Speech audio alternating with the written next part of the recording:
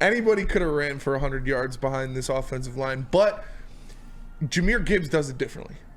Jahmyr Gibbs isn't waiting for these gaping holes that Jeff loves for him to run through. Like, he takes the small cracks and he attacks those cracks. He sees a weakness in the defense. He is going to attack it. He visualizes the lane in his head already, and he hits the lane hard. So I'm excited to see him running behind this offensive line, because as good as they are, they don't need to be perfect every play. They just need to beat their guy off the snap, and he's going to be coming off your ass hard. Yeah, well, and you got to penetrate. I'll pause that. Yeah, you have to. He hits those holes. He runs behind his lineman, and you just have to beat your guy off the snap. You beat your guy off the snap, push him back 2 steps. You know Jahmyr is going to hit that hole.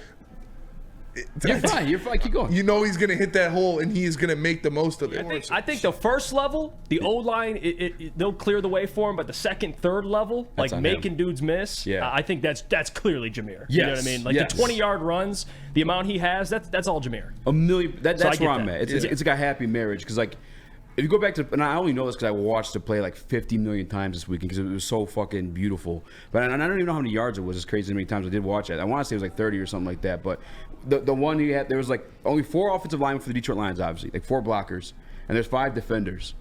On that one, he took all the way to the goal line and ended up just like falling by himself. Mm-hmm. But I think that's a perfect example of like what Frank and you are talking about. Is you give him those small cracks. Like, okay, like we got the initial like point of attack cleared for you. The rest is on you. Because it's really 5-on-5. You got your linemen, your 4 blockers, and then like you're the 5th man versus like those 5 defenders, and then you're just making a miss from that point. And the part where like I think Frank or Hank, is it Hank or Frank? I always mix it up.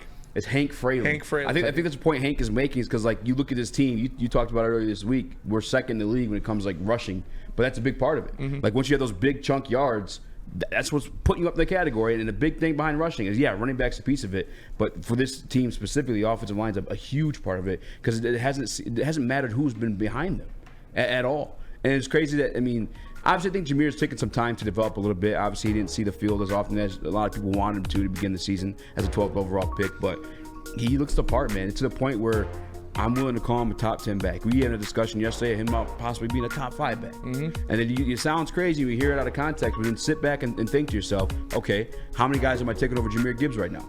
It's a small list. The list is small.